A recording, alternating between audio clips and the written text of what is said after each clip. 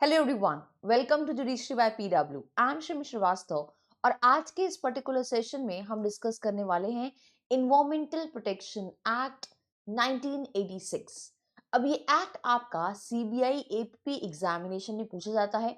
सो आज के सेशन में मैं आपको डिटेल में डिस्कस कराऊंगी, कवर करवाऊंगी ये पूरा एक्ट, जहां पे हम with examples with provisions discuss करेंगे इन्वायरमेंटल प्रोटेक्शन एक्ट को from the very beginning, from history से लेकर आपके लास्ट सेक्शंस तक। तो ये बहुत ही प्यारा सा छोटा सा एक्ट है, बहुत ज़्यादा सेक्शंस नहीं है इसमें, but yes Indeed it is very interesting, right.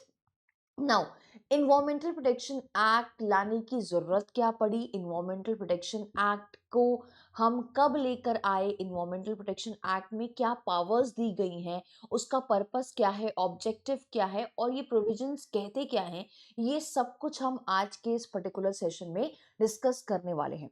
So without wasting the time, let's start with the class. And class को स्टार्ट करने से पहले, अगर आप मुझसे अभी तक टेलीग्राम पे कनेक्ट नहीं हुए हैं तो what are you waiting for? जल्दी से जाके मेरा नाम सर्च करिए श्रीमी श्रीवास्तव और आप मुझसे कनेक्ट कर सकते हैं टेलीग्राम पे। मेरी क्लास की अपडेट, नोटिफिकेशन, कंटेंट, ये सारी चीजें मिल जाएंगी आपको इस टेलीग्राम चैनल पे। और अगर आप टारगेट कर रहे हैं किसी भी स्टेट के एग्जाम को, चाहे वो यूपी एपी हो, बिहार एपी हो, या फिर आपका सीबीआई एपीपी हो, एमपी एडीपी हो, या ऐसे कोई भी एग्जाम्स जो जुडिशरी के हों किसी भी स्टेट के, उन सब की आपकी कम्प्रिहेंसिव तैयारी कराई जाती है जुडिशरी बाय पीडब्ल्यू के प्लेटफॉर्म पे। यूट्यूब प्लेटफॉर्म पे आपको फ्री सीरीज और फ्री कंटेंट मिलता है, और पीडब्ल्यू के ऐप में आपको पेड कंटेंट मिलता है, तो वो आप चेकआउट कर सकते हैं पीडब्ल्यू के ऐप में। इन सारे ही कोर्सेज की सारी जानकारी आपको पीडब्ल्यू के ऐप में मिल जाएगी, और नीचे दिए हुए डिस्क्रिप्शन लिंक से आप डायरेक्टली रीच आउट कर सकते हैं कोर्सेज में। सो इन्वायरमेंटल प्रोटेक्शन एक्ट की अगर मैं हिस्ट्री की बात करूं, सो हुआ क्या कि इन द ईयर 1972 एक बहुत बड़ी इन्वायरमेंट को लेके मीटिंग हुई आपकी स्टॉकहोम्स में। ठीक है, वहां पे लीडर्स जो थे, जो पार्टिसिपेंट्स थे, उन्होंने डिस्कस किया कि भाई देखो, जो हमारा ये अर्थ है ना, प्लैनेट, ये बहुत ज्यादा सफर कर रहा है। ये सफर कर रहा है आपके पोल्यूशन की वजह से। ये सफर कर रहा है बिकॉज अब लोग फॉरेस्ट बिल्कुल खत्म कर रहे हैं। ठीक है, so there was an area here in only when I was small, when I was kid, when I used to come to Gurgaon, this area towards this Sona and उसके आप थोड़ा सा पहले आ जाओगे तो वो बिल्कुल बंजर था। मतलब there was only trees trees trees, कोई सिविलाइजेशन नहीं थी, कोई इंडस्ट्रियलाइजेशन नहीं थी, कोई कॉर्पोरेट ऑफिसेज नहीं थे। But now down the line, when I grow up and I'm seeing currently here in Gurgaon, तो आई कैन सी दैट कि सारे पेड़ उड़ा दिए, राइट। सो 1972 में जो लीडर्स थे, उन्होंने स्टॉकहोम्स में एक मीटिंग करी, और मुद्दा ये था कि भैया हमारा अर्थ हो रहा है बर्बाद। बर्बाद कैसे हो रहा है? पोल्यूशन की वजह से। बर्बाद कैसे हो रहा है भाई? फॉरेस्ट हम खत्म करने पे लगे पड़े हैं। ठीक है, रिवर्स जो हैं वो पॉइजनस होती जा रही हैं क्योंकि उसमें लोग वेस्ट मटेरियल डाल रहे हैं। तो इंडिया ने भी उस कॉन्फ्रेंस में बेसिकली पार्टिसिपेट किया था। और जैसे ही इंडिया उस कॉन्फ्रेंस से लौट के आया, तो इंडिया ने खुद से प्रॉमिस किया, अपने देश से वादा किया कि let's take a initiative and let's protect the nature. ठीक है, हमें नेचर को प्रोटेक्ट करने की जरूरत है। ओवर द इयर्स, बहुत सालों में, मतलब अभी तक आप देखो कि भाई बहुत तेजी से फैक्ट्रियां बढ़ रही हैं, सिटीज एक्सपैंड हो रही हैं, और पोल्यूशन जो है वो बहुत ज़्यादा डेंजरस हो गया है। पोल्यूशन की वजह से बहुत ज़्यादा डेंजर हो गया है ह्यूमन को, एनिमल को, प्लांट्स को, एंड इवन प्रॉपर्टीज को। तो इंडिया ने रियलाइज किया दैट हमें अगर इन्वायरमेंट को प्रोटेक्ट करना है ढंग से, प्रॉपरली, तो हमको एक स्ट्रॉन्ग लॉ की रिक्वायरमेंट है। यानी कि हमें उसके लिए कोई नया एक स्पेसिफिक कानून लेके आना पड़ेगा, जिसमें रियल पावर दे रखी होगी, जिसमें पर्पस दे रखा होगा, जिसमें बता रखा होगा कि अगर आपने कुछ भी इन्वायरमेंट के खिलाफ किया तो फिर आपको बख्शा नहीं जाएगा। सो फिर इंडिया ने 1986 में, 1972 में ये स्टॉकहोम्स की मीटिंग हुई थी, और उसके बाद 1976 में गवर्नमेंट ने द इन्वायरमेंटल प्रोटेक्शन एक्ट 1976 को बनाया, लेकर आए। नाउ इस एक्ट ने काम किया और इस एक्ट का बेसिकली काम क्या था? इस एक्ट का काम था कि वो प्रोटेक्ट करे, एक प्रोटेक्टिव शील्ड की तरह बनकर आए नेचर के अराउंड। ठीक है, जो हमारा फ्लोरा फौना है, ठीक है, उसको प्रोटेक्ट करना, जो हमारा नेचर है उसको प्रोटेक्ट करना, तो नेचर के अराउंड एक शील्ड बनकर आए, इस तरीके से इस एक्ट ने बेसिकली काम किया। ठीक है, not only this it allows the government to control pollution, भाई किस तरीके से पोल्यूशन को कंट्रोल किया जाएगा, और जो भी कोई पर्सन इन्वॉल्व है किसी हार्मफुल एक्टिविटीज में, या फिर कोई ऐसा कोई पर्सन जो पोल्यूशन ही फैलाने में लगा पड़ा है, उसको पनिश किया जाएगा। हम प्रोटेक्ट करेंगे नेचुरल रिसोर्सेज को और प्रिवेंट करेंगे hazards that could harm life on the earth. तो ऐसे कोई भी हजार्डियस चीज है जो किसी भी तरीके का नुकसान पहुंचाती है लाइफ को अर्थ पे, उसको भी हम जो है रोकने की पूरी कोशिश करेंगे। ये एक्ट लेकर इंडिया ने एक तरीके से अपना वादा दिखाया कि भाई हम वादा करके आए थे स्टॉकहोम कॉन्फ्रेंस के बाद कि हम जो है पार्टिसिपेट करेंगे और अर्थ को प्रोटेक्ट करने में हमारा पूरा सहयोग रहेगा। तो एक तरीके से ये इस एक्ट ने इंडिया के was a way of keeping promise made to the earth in the year 1972 to protect and to improve the environment for present and future generation, कि हम प्रेजेंट जनरेशन और फ्यूचर जनरेशन के लिए environment को protect करेंगे। Now अगर हम environmental protection act को इस तरीके से देखें यहाँ पे इस चार्ट के माध्यम से, शॉर्ट में अगर हम इसको समझने की कोशिश करें, तो 19 अगर बैकग्राउंड की बात करूँ, हिस्टोरिकल बैकग्राउंड की बात करूँ, तो बहुत ही छोटी सी हिस्ट्री है इसके पीछे कि 1972 में जो है स्टॉकहोम कॉन्फ्रेंस हुई थी, इंडिया ने इसमें पार्टिसिपेट किया था। पॉपुलेशन बहुत तेजी से बढ़ रहा था और रैपिड इंडस्ट्रियलाइजेशन हो रही है, उसको मद्देनजर रखते हुए हमें रियलाइज हुआ कि इन सब चीज़ों को कंट्रोल करने के लिए हमारे पास एक स्पेसिफिक लॉ होना चाहिए, एक डेडिकेटेड लॉ होना चाहिए, एक स्ट्रॉन्ग लॉ होना चाहिए। So need for comprehensive law, ऐसा लॉ जहाँ पे अगर हमें पता लग गया कि भाई कोई पोल्यूशन कर रहा है, अगर हमें पता लग गया कि हजार्डियस चीज़ें जो हैं ये उसमें हजार्डियस एक्टिविटीज़ में इन्वॉल्व है जो लाइफ को अफेक्ट करेगी अर्थ पे, हम पनिश करेंगे। ठीक है, पर्पस क्या था इस कानून को लाने का? पर्पस था ऑब्वियसली इन्वायरमेंट को प्रोटेक्ट करना, क्वालिटी ऑफ लाइफ को इम्प्रूव करना। ठीक है, हम कोई भी नुकसान किसी भी जनजाति, किसी भी पर्सन, किसी भी ह्यूमन बीइंग या फिर एनिमल या फिर प्लांट, किसी को भी ना हो, और at the same time property को भी बचाना इस एक्ट का पर्पस था। ठीक है, पावर्स क्या क्या दी गई हैं कि भाई इस एक्ट के तहत, इस कानून के तहत आप जो है पोल्यूशन स्टैंडर्ड्स को तय कर सकते हो, आप रेगुलेट कर सकते हो इंडस्ट्रीज को, हार्मफुल सब्सटेंस को बैन कर सकते हो। ठीक है, इंस्पेक्ट कर सकते हो और इंस्पेक्शन के बाद आप उनके खिलाफ सख्त कार्रवाई ले सकते हो और पनिश कर सकते हो वॉयलेटर्स को। ठीक है, तो ये बेसिक पावर जो है इस एक्ट में जो अथॉरिटीज हैं उनको दी हुई है। नाउ अगर हम इंट्रोडक्शन की बात करें तो यहाँ पे इस एक्ट को लाया कब से गया था, लागू कब से हुआ था? तो ये एक्ट पास हुआ था आपका 23 मई 1986 में। ठीक है, और known as environmental law in India. ठीक है, इम्प्लीमेंट हुआ था आफ्टर द ग्लोबल अवेयरनेस जो फैलाई गई थी 1972 में स्टॉकहोम कॉन्फ्रेंसेस में। जरूरत क्या थी इसको लेके आने की? क्योंकि भाई इंडस्ट्रियलाइजेशन डेवलपमेंट की वजह से बहुत तेजी से पोल्यूशन बढ़ रहा था। Somewhere the other we are seeing कि इंडस्ट्रियल ग्रोथ की वजह से जो अर्थ है या फिर इंडिया है उसमें आपका बहुत तेजी से पोल्यूशन बढ़ रहा है, चाहे वो एयर पोल्यूशन हो या फिर वाटर पोल्यूशन हो, लैंड पोल्यूशन हो। इंडस्ट्री जैसे जैसे बढ़ रही है वैसे वैसे पोल्यूशन बढ़ रहा है। Environmental hazard affecting animal, human and plants, और बहुत ज़्यादा हमें ज़रूरत थी कि हम एक ऐसा पावरफुल सेंट्रलाइज लॉ लेकर आए जिससे हम अपने नेचर को प्रोटेक्ट कर सकें। ठीक है, अगर एक बार स्ट्रक्चर की बात करें कि ये एक्ट बनाया कैसे गया है, तो सबसे पहले यहाँ पे प्रिलिमिनरी आता है, section 1 and 2 part 1 that is preliminary, जिसमें सेक्शन 1 एंड 2 आता है। शॉर्ट टाइटल एक्सटेंड कमेंसमेंट की बात करी गई है और कुछ डेफिनेशंस आपकी दी गई हैं, लाइक इन्वायरमेंट की, हजार्डियस सब्सटेंस किसको कहोगे उसकी। देन पार्ट 2 आता है अथॉरिटीज, जिसमें बता रखा है कि हमने सेंट्रल गवर्नमेंट को एम्पावर कर रखा है कि वो स्टैब्लिश कर सकती है अथॉरिटीज इन्वायरमेंटल प्रोटेक्शन की, और उनको उनके काम ड्यूटीज वगैरह असाइन कर सकती हैं। Part 3 is your power of central government, central government के पास क्या क्या पावर है। तो सेंट्रल गवर्नमेंट के पास यहाँ पे पावर है to give directions to any person. Central government किसी भी पर्सन, किसी भी ऑफिस, किसी भी अथॉरिटी को डायरेक्शन दे सकती है। इसमें आपका सेक्शन 6 आता है, पावर है रूल्स बनाने की इन्वायरमेंटल प्रोटेक्शन के लिए, और सेक्शन 23 पावर है डेलीगेट करने की अपने काम को उन ऑफिसर्स को, स्टेट गवर्नमेंट्स को और अथॉरिटीज को।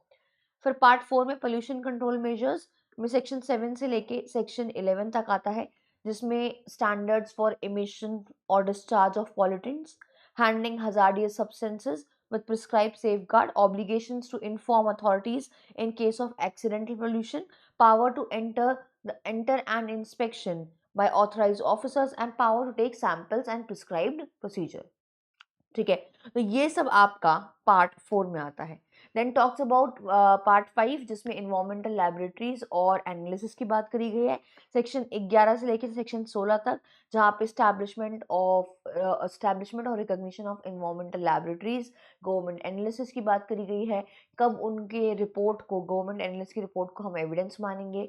फिर ऑफेंसेस पेनल्टीज की बात करी गई है आपके पार्ट 6 में, जहाँ पे सेक्शन 15 और 16 पेनल्टीज, अगर आपने कुछ भी इस एक्ट के विपरीत किया है, रूल का वॉयलेशन किया है, तो क्या पेनल्टी होगी, और अगर ऑफेंस किसी कंपनी ने किया है तो क्या सजा होगी उसकी। ठीक है, देन कम्स चैप्टर नंबर 7, जहाँ पे आपका सेक्शन नंबर 19, 20, 21 और 22 आता है, जिसमें आपके कॉग्निजेंस को लेके बात करिए कि कॉग्निजेंस लेगा कौन अगर कंप्लेंट होती है ऑथराइज अथॉरिटी द्वारा।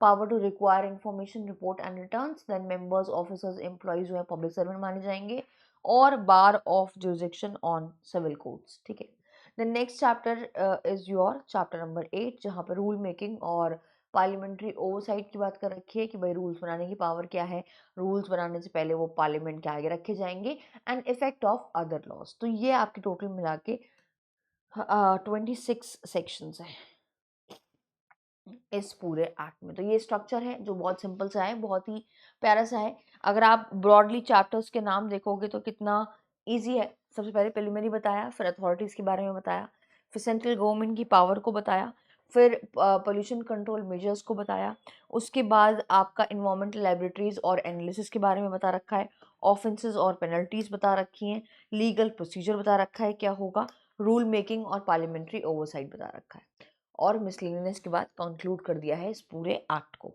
Starting with the objectives of the act.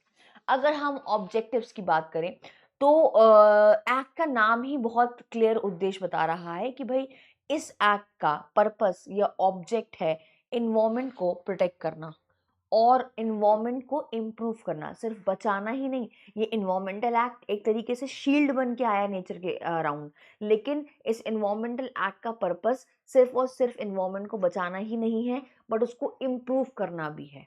ठीक है, रोकना है। अगर कोई रिस्क या कोई भी हजार्डियस चीज हो रही है लिविंग ऑर्गेनिजम्स में, तो फिर उस केस में उसको रोकना भी है।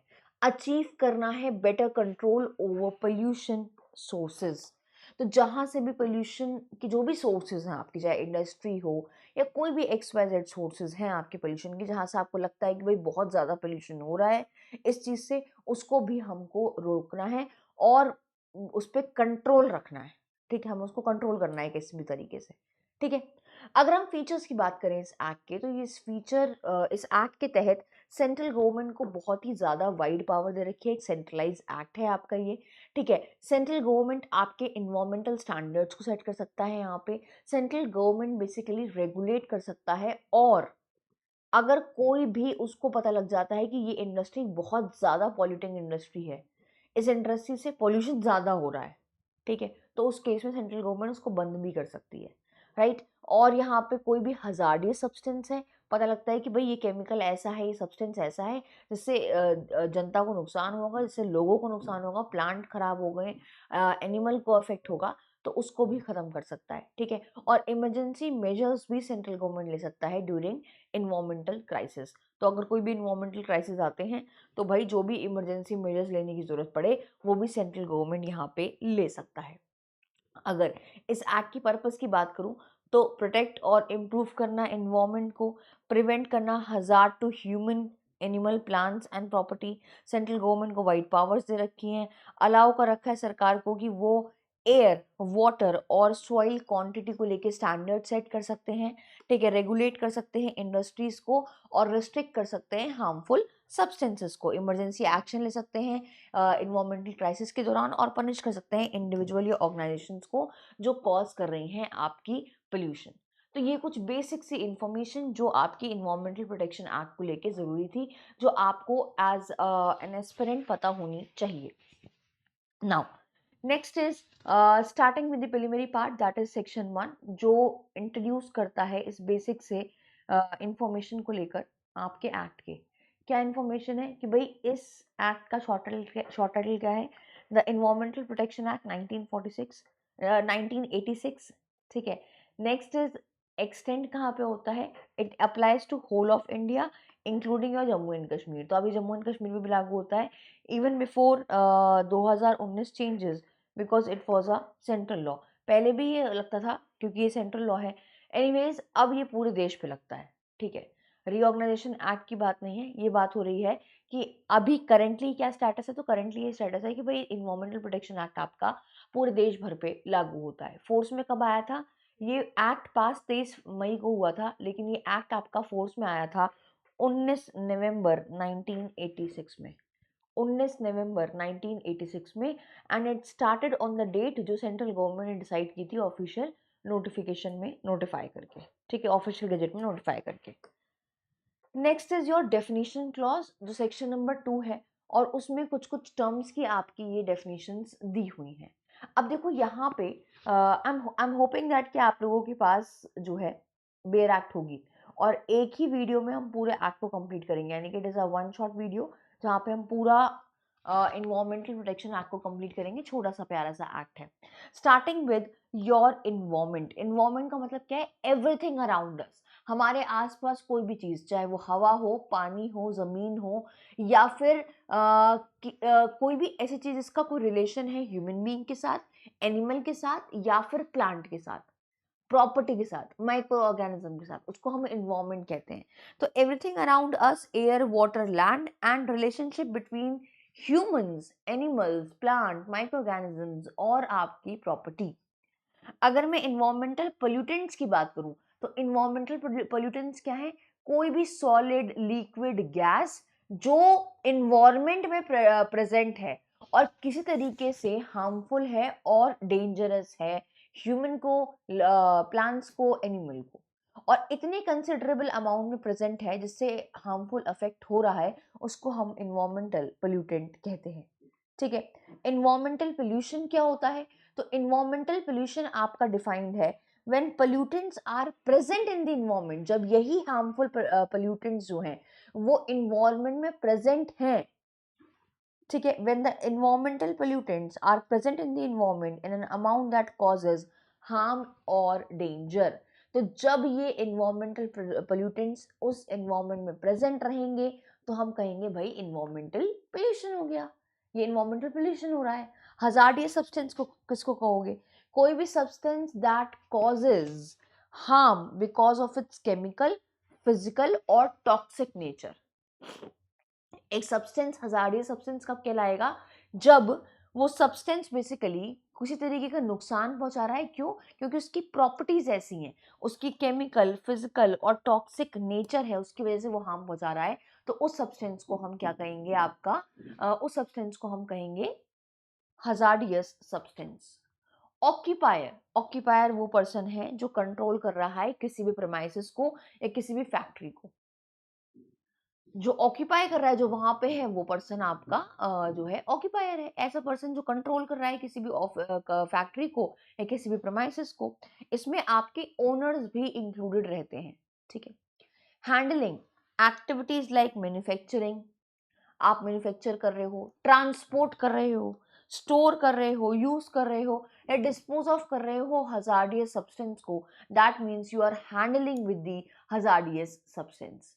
And the last is prescribe anything defined or specified by rules made under this act is what is prescribed. ठीक है, तो कोई भी चीज जो डिफाइंड है किसी रूल के तहत, जो रूल आपके इस कानून के अंतर्गत बने हुए हैं, वो आपकी उसको हम प्रिस्क्राइब्ड कहते हैं कि as prescribe by this act और by the rules of this act, right. तो ये कुछ डेफिनेशन है, इनकी सिंपल मीनिंग यहाँ पे दी हुई है। Next is your section number 4 जो बात करता है आपके appointment of officers and there powers. तो सेंट्रल गवर्नमेंट अपॉइंट कर सकते हैं ऑफिसर को if it thinks necessary for enforcing the environmental protection.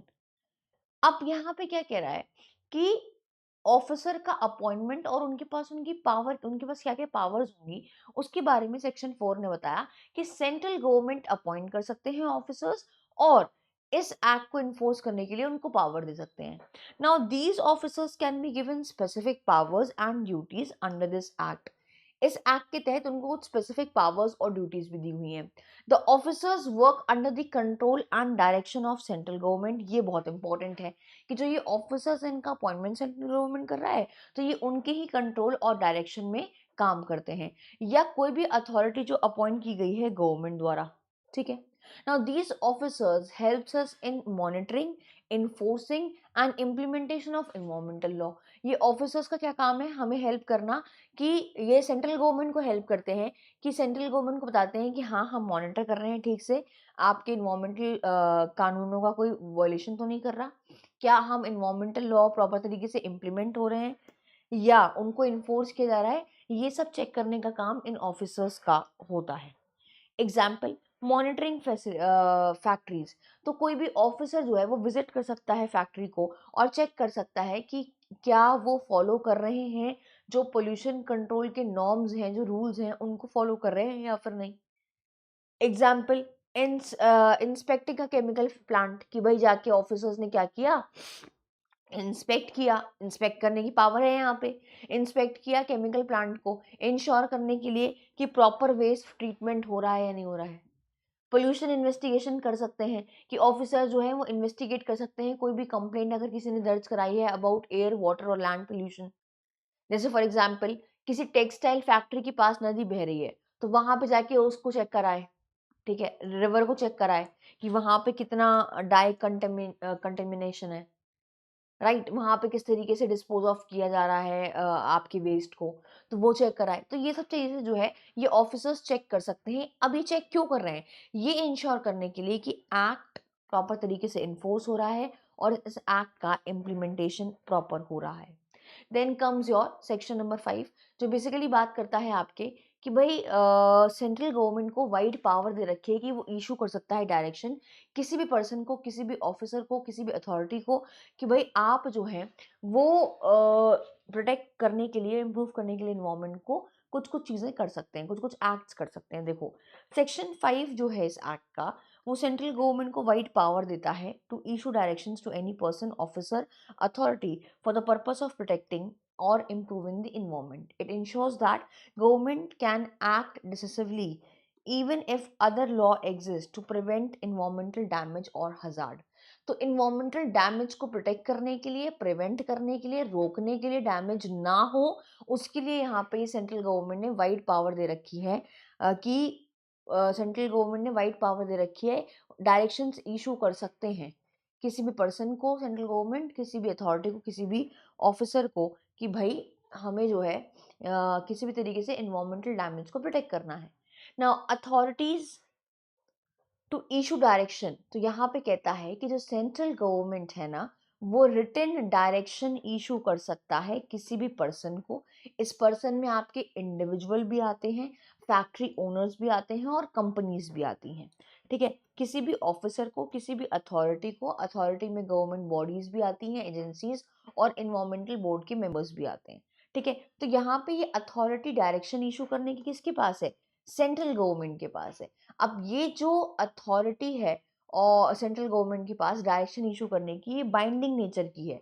Whoever receives a direction, अगर सेंट्रल गवर्नमेंट से इनमें से किसी को भी डायरेक्शन रिसीव होता है, किसी भी ऑफिसर को, किसी भी अथॉरिटी को, किसी भी पर्सन को, अगर सेंट्रल गवर्नमेंट से कोई भी डायरेक्शन रिसीव हो रहा है तो वो लीगली बाउंड है उस डायरेक्शन का पालन करने के लिए। तो जो भी निर्देश आए हैं सेंट्रल गवर्नमेंट से उसका पालन करना पड़ेगा। अगर आपने नहीं कंप्लाई किया उस डायरेक्शन को तो फिर आपको जो है पेनल्टी फेस करनी पड़ेगी और आपके खिलाफ लीगल एक्शन लिया जाएगा। नाउ किस तरीके की डायरेक्शंस होती हैं ये? तो power to issue direction include, किस तरीके के निर्देश दे सकता है सेंट्रल गवर्नमेंट यहाँ पे कि भाई आप बंद करो, आपको बंद करने को कह सकता है, क्लोज करने को कह सकता है, आपको प्रोहिबिट कर सकता है, या फिर regulations of any industry operation or process the government can order a factory or a business to stop operating कि भाई तुम कल से बंद हो जाओ, या फिर अपने ऑपरेशन को आपको मॉडिफाई करने की जरूरत है, या फिर आपको ये स्ट्रिक्ट रेगुलेशंस का पालन करने की जरूरत है क्योंकि हमें प्रिवेंट करना है, हमें रोकना है इन्वायरमेंटल डैमेज को, हमें रोकना है इन्वायरमेंटल हार्म को। तो उसके लिए सेंट्रल गवर्नमेंट कोई भी डायरेक्शन दे सकती है। डायरेक्शन में आपको बंद करने को भी कह सकती है बिजनेस को, आपको अपने ऑपरेशंस को मॉडिफाई करने को भी कह सकती है, और आपसे ये कह सकती है कि आप सख्त रूल का पालन करें, रेगुलेशंस का। ठीक है। नाउ स्टॉपेज और regulation of supply of essential service, central government चाहे तो वो कट कर सकती है इलेक्ट्रिसिटी को, पानी को और बाकी सारी सर्विसेज को जो सर्विसेज इंडस्ट्रीज को दी जा रही थी या फैसिलिटीज, अगर इन्वायरमेंट हार्म हो रहा है तो यहाँ पे सेंट्रल गवर्नमेंट चाहे ना तो वो उस बिजनेस का, उस फैक्ट्री का सारा बिजली पानी सब बंद कर सकती है अगर उसको लग जाता है कि भैया इन्वायरमेंट हार्म हो रहा है तो। अब दिस इंश्योर्स कि नॉन कंप्लाइंट इंडस्ट्रीज जो हैं, जो इंडस्ट्रीज कंप्लायंस नहीं कर रही हैं, पालन नहीं कर रही हैं, डिस्पाइट द फैक्ट कि सेंट्रल गवर्नमेंट ने डायरेक्शंस दी हैं, वो जो है अपने इंडस्ट्रीज को कंटिन्यू ना कर पाए या फिर पोल्यूशन को कंटिन्यू एक तरीके से ना कर पाए। अब यहाँ पर जो ये डायरेक्शंस हैं इस सेक्शन में, ये ओवरराइड करते हैं दूसरे कानून को भी if there is any conflict, यानी कि जो ये डायरेक्शंस हैं ये प्रिवेल करेंगे, सेंट्रल गवर्नमेंट की जो ये डायरेक्शंस है ना ये आपके प्रिवेल करेंगे, ये ओवरराइड करते हैं किसी दूसरे कानून को अगर कोई भी कॉन्फ्लिक्ट आता है। अब यहाँ पे ये इंश्योर करना है कि भाई सारी चीजें एक तरफ और इन्वायरमेंट एक तरफ, यानी कि इंश्योर करता है environmental pollution takes priority protection, sorry, environmental protection takes priority, कि हर तरीके से हमें इन्वायरमेंट को प्रोटेक्ट करने का है और उसमें हम कोई भी रियायत नहीं बरतेंगे। ठीक है। सेंट्रल गवर्नमेंट इशू कर सकती है emergency directions when immediate action is needed, अगर लगता है कि नहीं भाई इमीडिएट हमें एक्शन दिलवाना है या हम चाहते हैं कि इंडस्ट्री या फैक्ट्रीज पे इमीडिएट एक्शन ले, तो इमरजेंसी एक तरीके से इमरजेंसी डायरेक्शंस भी इशू कर सकती है सेंट्रल गवर्नमेंट। ठीक है। डायरेक्शंस आपके टेम्परेरी भी हो सकते हैं, लॉन्ग टर्म भी हो सकते हैं, सिचुएशन हालात को देखते हुए ये directions basically central government issue करता है। एग्जाम्पल, अगर रिवर पोल्यूशन हो रहा है, मान लो कोई केमिकल फैक्ट्री है, वो अपने टॉक्सिक वेस्ट को रिवर में डंप कर रही है, तो सेंट्रल गवर्नमेंट चाहे तो इस सेक्शन के तहत इशू कर सकता है डायरेक्शन कि भाई साहब ऐसा है, आप अपनी फैक्ट्री को बंद करें इमीडिएटली या फिर इस नदी को साफ करें कैसे भी। सिमिलरली एयर पोल्यूशन, अगर मान लो कोई फैक्ट्री है जो हार्मफुल गैस रिलीज कर रही है एयर में, ठीक है, तो गवर्नमेंट, सेंट्रल गवर्नमेंट ऑर्डर कर सकता है उस फैक्ट्री को कि वो इंस्टॉल करें पोल्यूशन कंट्रोल डिवाइस या फिर रिड्यूस करें प्रोडक्शन अपने पोल्यूशन को। अब कैसे भी आप अपने रिड्यूस करें पोल्यूशन को, कैसे करोगे? आप प्रोडक्शन रिड्यूस कर दो, कम प्रोड्यूस करो, कम प्रोड्यूस करोगे कम पोल्यूशन होगा। तो कुल मिला के पोल्यूशन को रोकने का पर्पस के रिस्पेक्ट में सेंट्रल गवर्नमेंट जो है वो आपके डायरेक्शन इशू कर सकती है। Next is your section number 6 जो बात करता है power to make rules and to regulate environmental pollution. ठीक है। अब यहाँ पे सेंट्रल गवर्नमेंट के पास पावर है, मैंने जैसे बताया कि सेंट्रल गवर्नमेंट के पास इस एक्ट में वाइड पावर्स हैं, तो सेंट्रल गवर्नमेंट के पास इस एक्ट में अथॉरिटी है कि वो रूल्स बना सकती है कंट्रोल करने के लिए, रेगुलेट करने के लिए इन्वायरमेंटल पोल्यूशन को। दीज रूल्स इंश्योर्स दैट कि इंडस्ट्रीज, ऑर्गेनाइजेशंस, इंडिविजुअल्स फॉलो करें स्टैंडर्ड्स को, प्रोसीजर्स को ताकि हम प्रोटेक्ट कर सकें एयर, वाटर, सॉइल और ह्यूमन हेल्थ को। तो उसके रिस्पेक्ट में रूल्स बना सकती है आपकी सेंट्रल गवर्नमेंट। पावर है रूल्स बनाने की सेंट्रल गवर्नमेंट के पास। तो सेंट्रल गवर्नमेंट जो है वो रूल्स इशू कर सकती है नोटिफिकेशन के जरिए इन ऑफिशियल गैजेट, ठीक है, फॉर एनी मैटर जो रेफर्ड है आपके सेक्शन नंबर 3 में, that is for protection and environment of protection and improvement of environment, ठीक है। अब स्पेसिफिक एरियाज जो कवर्ड है, किन किन चीज़ों पे रूल्स बनाया सकता है, तो रूल्स बना सकते हैं हम स्टैंडर्ड्स ऑफ इन्वायरमेंटल क्वालिटी को लेकर। जैसे फॉर एग्जांपल हम सेट कर दें air, water, soil quality standard कि भाई इतनी क्वालिटी का तो एयर होना ही चाहिए, ठीक है, वाटर होना ही चाहिए। क्वालिटी स्टैंडर्ड्स डिफरेंट एरिया और डिफरेंट पर्पस के लिए हम सेट कर दें। फॉर एग्जांपल एक सेफ लिमिट बता दें कि भाई safe limit of chemical in drinking water, कि भाई इतना अगर केमिकल ड्रिंकिंग वाटर में है तो वो सेफ लिमिट है। सिमिलरली एयर पोल्यूशन में का क्या लेवल रहेगा अलग अलग शहरों में वो सेट कर दें, तो इस पे रूल्स बनाया जा सकता है। Maximum allowable limits of pollutants की डिफाइन कर देंगे, क्या लिमिट्स होगा पोल्यूटेंट का, including your noise in various areas. For example noise limit लगा दी है 55 dB, ठीक है, रेजिडेंशियल एरिया में। Whereas air quality limits आपने डिसाइड कर दी है इंडस्ट्रियल जोन में कि भाई इंडस्ट्रियल जोन में इतनी मिनिमम एयर क्वालिटी आपको मेंटेन करके चलनी पड़ेगी। तो इस तरीके से सेट कर सकते हैं हम स्टैंडर्ड्स ऑफ इन्वायरमेंटल क्वालिटी या मैक्सिमम अलाउएबल लिमिट्स क्या है पोल्यूटेंट्स की। हैंडलिंग हजार्डियस सब्सटेंसेस, तो यहाँ पे कह रहा है कि रूल्स बना सकती है सेंट्रल गवर्नमेंट, जहाँ पे प्रोसीजर बता देगी, सेफ्टी मेजर्स बता देगी, कैसे आपको हैंडल करना है टॉक्सिक केमिकल्स को। एग्जाम्पल, किस तरीके से प्रॉपरली आपको स्टोर करना है पेस्टिसाइड्स को, ठीक है, या इंडस्ट्रियल केमिकल्स को, ताकि हम किसी भी तरीके का एक्सीडेंट ना होने दें, प्रिवेंट करें एक्सीडेंट्स को। Similarly restriction on hazardous substance, rules बना सकती है सेंट्रल गवर्नमेंट प्रोहिबिट करते हुए और रिस्ट्रिक्ट करते हुए कि आप इस तरीके से हजार्डियस सब्सटेंस को यूज नहीं करेंगे सेंसिटिव एरिया में। फॉर एग्जाम्पल आपने जो है स्कूल के आसपास, हॉस्पिटल के आसपास, या जहाँ पे वाटर है, वाटर बॉडीज हैं, उसके आसपास आपने प्रोहिबिट कर रखा है कि भाई यहाँ पे आप किसी भी तरीके का हजार्डियस सब्सटेंस नहीं यूज करेंगे, ठीक है। Location and operation of industries, rules आपने बना दिए कंट्रोल करने के लिए कि कहाँ पे आप इंडस्ट्री सेट कर सकते हो। रेजिडेंशियल एरिया में ऑफकोर्स आप इंडस्ट्री नहीं सेटअप कर सकते, आप उसके रिस्पेक्ट में प्रॉपर रूल्स रेगुलेशंस लेकर आए उसके पूरे प्रोसेस के, कि भाई कहाँ पे आप एक्चुअल में इंडस्ट्री सेट कर सकते हो, कितना दूर। जैसे रिस्ट्रिक्ट कर दिया हैवी इंडस्ट्रीज को नदियों के पास, रेजिडेंशियल एरिया में हैवी इंडस्ट्रीज नहीं लगेंगी, नदी के पास हैवी इंडस्ट्रीज नहीं लगेंगी। Similarly accident prevention and remedial measures की रिस्पेक्ट में सेंट्रल गवर्नमेंट रूल बना सकता है, जैसे कि रूल्स बना दें जहां पे बता दें कि प्रिकॉशंस और इमरजेंसी मेजर्स लेने पड़ेंगे इन केस कोई भी एक्सीडेंट होता है या किसी भी एक्सीडेंट से पोल्यूशन कॉज होता है तो, ठीक है। तो रूल्स बना दिए प्रिकॉशन के और इमरजेंसी स्टेप्स के, राइट।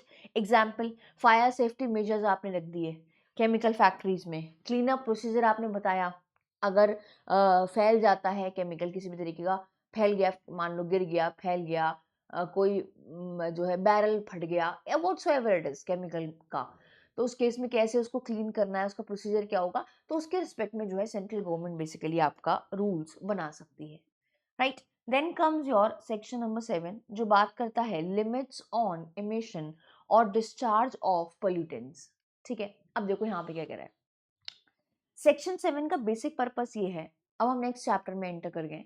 सेक्शन 7 का बेसिक पर्पस ये है इंश्योर करना कि इंडस्ट्रीज, फैक्ट्रीज या कोई भी operations do not release pollutants beyond a permissible standard. तो जो स्टैंडर्ड्स, जो नॉर्म्स आपको दिए हुए हैं, जो परमिशन आप, जो इतना भी आपको अलाउड है, परमिसिबल स्टैंडर्ड जो भी फिक्स किए हैं गवर्नमेंट ने, सेंट्रल गवर्नमेंट ने, उसके बियॉन्ड जाके किसी भी तरीके का कोई भी इंडस्ट्री या कोई भी आपकी फैक्ट्रीज पोल्यूशन ना कॉज करे। अब ये क्यों किया गया है? Of course air, water, land pollution को बचाने के लिए, कि उसमें अननेसेसरली एक्सेसिव कंटेमिनेशन ना हो, और सेफगार्ड करने के लिए ह्यूमन हेल्थ और एनवायरनमेंट के लिए हमने कहा कि लिमिट्स हैं, इस लिमिट को आप क्रॉस नहीं कर सकते।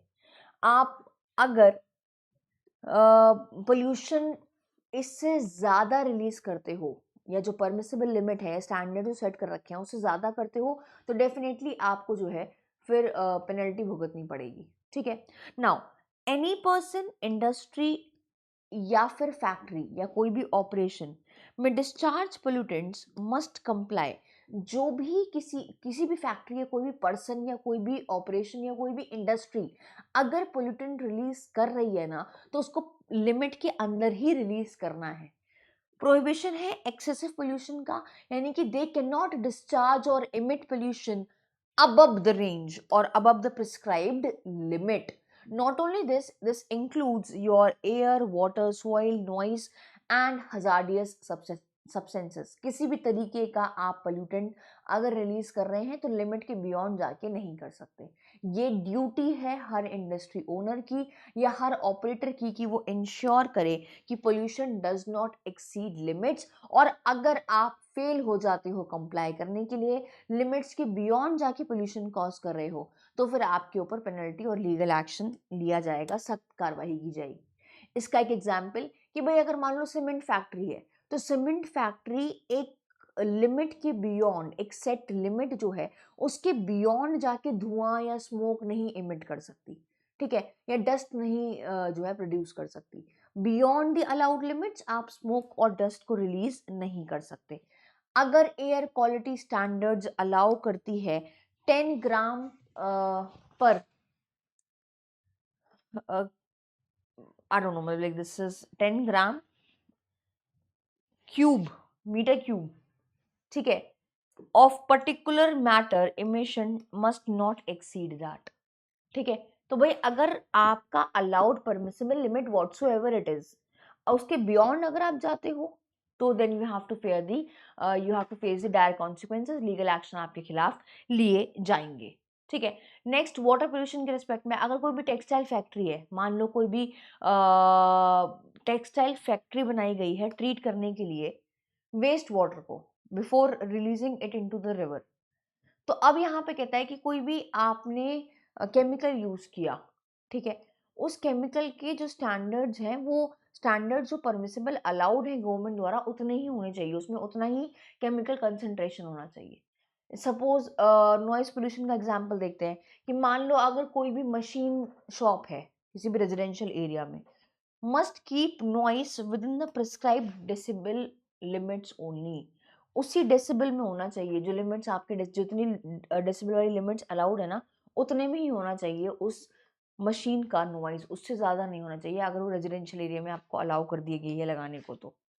Next is your section number 8 which talks about कि कोई भी पर्सन जो हैंडल कर रहा है हजार्डियस सब्सटेंस को, चाहे वो आपके एक्सप्लोसिव हो, टॉक्सिक हो या डेंजरस केमिकल हो, does so safely and according to the procedure prescribed, तो आपको उन हजार्डियस सब्सटेंस को बहुत केयरफुली, बहुत ही संभल के जो है, बहुत ध्यान से उसको यूज करना है, सेफली यूज करना है, और जो प्रोसीजर दे रखा है उस प्रोसीजर के हिसाब से यूज करना है।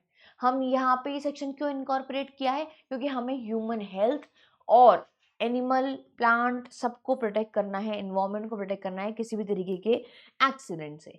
अब ये जो सेक्शन है ये एप्लीकेबल होता है सारे पर्सन, सारी इंडस्ट्री या ऑर्गेनाइजेशन से, जो ऑर्गेनाइजेशन बेसिकली या तो प्रोड्यूस कर रही हैं, या स्टोर कर रही हैं, या इम्पोर्ट कर रही हैं, ट्रांसपोर्ट कर रही हैं, या यूज कर रही हैं किसी भी तरीके का हजार्डियस सब्सटेंस। तो अगर आप प्रोड्यूस करते हो, स्टोर करते हो, ट्रांसपोर्ट कर रहे हो एक जगह से दूसरी जगह, या इस्तेमाल कर रहे हो किसी भी हजार्डियस सब्सटेंस का, तो आपको प्रॉपर रूल्स का फॉलो करना पड़ेगा, आपको प्रॉपर रूल्स का पालन करना पड़ेगा। प्रोसीजरल सेफगार्ड क्या है यहाँ पे? लॉ रिक्वायर करता है कि स्पेसिफिक प्रोसीजर बताया गया है आपको कानून द्वारा कि आप सेफ हैंडलिंग के लिए, कि किस तरीके से आप सेफ हैंडलिंग करोगे, कैसे आप स्टोर करोगे सेफली, कैसे आप ट्रांसपोर्ट करोगे उसको सेफली, या कैसे आप डिस्पोज ऑफ करोगे हजार्डियस सब्सटेंसेस, उसके रिस्पेक्ट में स्पेसिफिक प्रोसीजर बताया गया है कानून द्वारा, आपको उसका पालन करना पड़ेगा। अगर फेलियर है तो फिर आपके ऊपर पेनल्टी, फाइन और इम्प्रिजमेंट भी आपको झेलनी पड़ सकती है। अगर इलीगल तरीके से आपने कोई भी एक्ट किया है या फेल किया है कंप्लाई करने के लिए, सेफ गार्ड जो आपको कानून ने बताए हैं, जो सेफ गार्ड आपको दिए हुए हैं कि भाई आपको इन चीज़ों का पालन करना पड़ेगा, अगर आप ट्रांसपोर्ट करते हो किसी भी हजार्डियस सब्सटेंस को या फिर यूज करते हो किसी भी हजार्डियस सब्सटेंस को, तो राइट, तो उसके रिस्पेक्ट में यहाँ पे बताया हुआ है। नाउ अगर एक एग्जाम्पल की हम बात करें कि मान लो कोई केमिकल फैक्ट्री है, ठीक है, कोई केमिकल फैक्ट्री है, तो उसमें कुछ नॉर्म्स बताए रखे हैं कि जो वर्कर हैंडल करेंगे टॉक्सिक केमिकल को, लाइक अमोनिया हो गया, क्लोरीन हो गया, एसिड्स हो गए, तो उनको प्रोटेक्टिव जो ग्लव्स आते हैं वो पहनने पड़ेंगे, ठीक है, ये लिखा हुआ है, और उनको फॉलो करना पड़ेगा सेफ्टी प्रोटोकॉल्स को।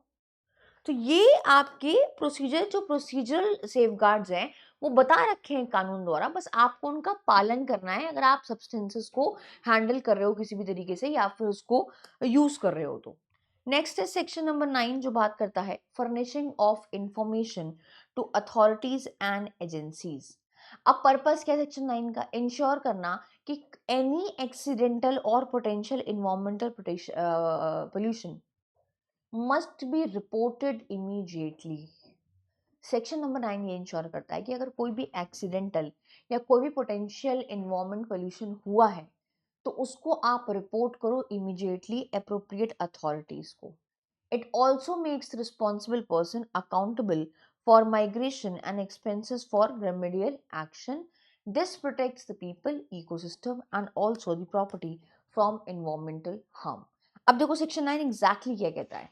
रिस्पॉन्सिबिलिटी है उस पर्सन इन चार्ज की कि वो अगर मान लो कोई भी इन्वायरमेंटल पोल्यूटेंट डिस्चार्ज हुआ है above the limit, prescribe limit से ऊपर जाके अगर पोल्यूटेंट डिस्चार्ज हुआ है या फिर रिस्क है ऐसे डिस्चार्ज की ड्यू टू एन एक्सीडेंट और अनफोर्सीन इवेंट जिसको आप एंटिसिपेट नहीं कर सकते, तो यहाँ पे जो पर्सन इन चार्ज है, जो रिस्पॉन्सिबल पर्सन है, मस्ट प्रिवेंट और रिड्यूस पोल्यूशन इमीडिएटली। पहली बात तो उस रिस्पॉन्सिबल पर्सन को किसी भी तरीके से उसको रोकना है और उसको अगर रोक नहीं पा रहा तो कम करना है, रिड्यूस करना है। दूसरा, उसको झट से जाके अथॉरिटी को इन्फॉर्म करना है बिना किसी देरी के, और असिस्ट करना है अथॉरिटीज को इफ रिक्वेस्टेड, ठीक है, मदद करनी है अथॉरिटीज को अगर जरूरी है तो यहाँ पे रोल क्या है अथॉरिटीज और एजेंसीज का? वंस अथॉरिटी रिसीव इंफॉर्मेशन, जैसे ही अथॉरिटी को इंफॉर्मेशन मिलती है कि भाई इन्वायरमेंट पोल्यूटेंट जो है वो ज़्यादा हो गया है प्रिस्क्राइब लिमिट से, तो उस केस में अथॉरिटीज जैसी इंफॉर्मेशन मिलेगी पोल्यूशन को लेकर, वो रेमेडियल मेजर्स लेंगे as soon as possible, prevent करने के लिए, रोकने के लिए उस इन्वायरमेंटल डैमेज को, या फिर मिनिमाइज करने के लिए उस इन्वायरमेंटल डैमेज को। नाउ एनी कॉस्ट जो भी इनकर होती है अथॉरिटी द्वारा या एजेंसी द्वारा रेमेडियल एक्शन के लिए, जितना भी खर्चा आता है, that can be recovered from the person responsible along with the interest. तो जिस पर्सन की वजह से ऐसा हुआ है वो पर्सन रिस्पॉन्सिबल होगा और उसको जो है सारी कॉस्ट बेयर करनी पड़ेगी इंटरेस्ट के साथ। Now this recovery is treated as arrears of land revenue और पब्लिक डिमांड। और इस पैसों की रिकवरी कैसे होती है? जैसे हम लैंड रेवेन्यू के एरियर्स रिकवर करते हैं ना, वैसे ही आपके इन पैसों की रिकवरी होती है। फॉर एग्जाम्पल कि मान लो कोई केमिकल फैक्ट्री में एक्सीडेंट हो गया, ठीक है, केमिकल टैंक था वो मान लो अगर लीक कर गया और टॉक्सिक वेस्ट जो है वो उसके लीक कर गए रिवर में, तो फैक्ट्री मैनेजर को क्या करना पड़ेगा? सबसे पहले फर्दर लीकेज को रोकना पड़ेगा कि भाई अब और लीक ना हो। दूसरा, इन्फॉर्म करना पड़ेगा पोल्यूशन कंट्रोल अथॉरिटीज को इमीडिएटली, और प्रोवाइड करनी पड़ेगी हेल्प ताकि हम रिवर को क्लीन कर सकें। तो ये काम होगा आपका इस सेक्शन के तहत अगर इन केस ऐसा कुछ भी होता है तो जो पर्सन रिस्पॉन्सिबल पर्सन है, जो पर्सन इन चार्ज है, उसको ये स्टेप्स इंश्योर करने पड़ेंगे। Next is power of entry and inspection. तो यहाँ पे कहता है कि पर्पस सेक्शन 10 का है कि ऑथराइज ऑफिसर के पास पावर है कि वो एंटर कर सकते हैं, इंस्पेक्ट कर सकते हैं कोई भी प्रोमाइसेस, ये इंश्योर करने के लिए कि इन्वायरमेंटल लॉ का प्रॉपर तरीके से पालन हो रहा है और इम्प्लीमेंट किया जा रहा है। इंश्योर करने के लिए कि इंडस्ट्रीज ऑपरेशंस, आपकी फैक्ट्रीज या जो भी हजार्डियस सब्सटेंसेस को हैंडल करते हैं वो कंप्लाई कर रहे हैं इस प्रोविजन के, इस एक्ट के प्रोविजंस के, या फिर नहीं। ठीक है, यानी कि इस एक्ट का पालन हो रहा है या फिर नहीं। तो यहाँ पे जो ऑफिसर्स हैं उनको ये अथॉरिटी दे रखी है कि वो एंटर कर सकते हैं प्रेमाइसेस को। तो ऑथराइज ऑफिसर्स सेंट्रल गवर्नमेंट के एंटर कर सकते हैं किसी भी प्रेमाइसेस पे रीजनेबल टाइम में।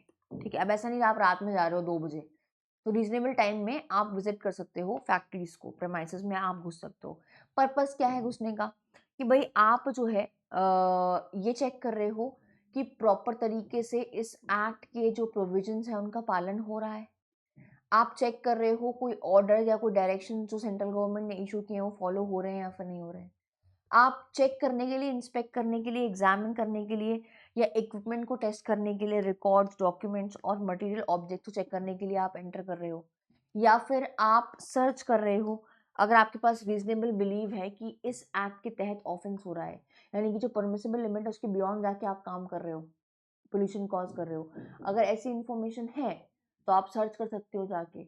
आप किसी भी इक्विपमेंट को सीज कर सकते हो, किसी भी रिकॉर्ड को या किसी भी ऑब्जेक्ट को जो आपको लगता है कि एज एन एविडेंस ट्रीट किया जाएगा, या फिर उसको आप सीज कर सकते हो जो नेसेसरी है पोल्यूशन को रोकने के लिए। अगर आपको लगता है कि यार ये मशीन बहुत ज़्यादा नॉइज कॉज कर रही है, डेसिबल के बियॉन्ड, तो आप सीज कर लोगे उस मशीन को। वो जो ऑफिसर है वो सीज कर लेगा। ड्यूटी है यहाँ पे असिस्ट करने की। इंडस्ट्रीज और पर्सन जो भी हैंडल कर रहे हैं हजार्डियस सब्सटेंसेस को, उनको मस्ट असिस्ट दी ऑथराइज ऑफिसर, वो असिस्ट करेंगे ऑथराइज ऑफिसर्स को। अगर वो फेल होते हैं असिस्ट करने के लिए बिना किसी रीजनेबल कॉज के, अगर आप मदद नहीं कर रहे हो ऑफिसर की जो सर्च करने आया है, तो उस केस में वो एक अपराध है इस एक्ट के अंदर। ऑब्स्ट्रक्शन इज अ क्राइम, यानी कि अगर आप जानबूझ के देरी कर रहे हो या ऑब्स्ट्रक्ट कर रहे हो अथॉरिटीज को, जो ऑथराइज ऑफिसर्स हैं उनको, कि वो इंस्पेक्ट ना कर पाए, सर्च ना कर पाए, तो it is considered as an offence, वो एक ऑफेंस माना जाता है। सर्च और सीजर का प्रोसीजर सेम होगा जैसे आपका बीएनएसएस और सीआरपीसी में दिया हुआ है।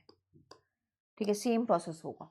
एग्जाम्पल, अगर मान लो फैक्ट्री इंस्पेक्शन होना है, पोल्यूशन कंट्रोल ऑफिसर जो है वो केमिकल फैक्ट्री में एंटर कर सकते हैं रीजनेबल टाइम पे। ठीक है, चेक करने के लिए एमिशन और वाटर वेस्ट ट्रीटमेंट को, कि किस तरीके से आप जो है अपना वेस्ट कहाँ थ्रो कर रहे हो, कहाँ डिस्पोज ऑफ कर रहे हो।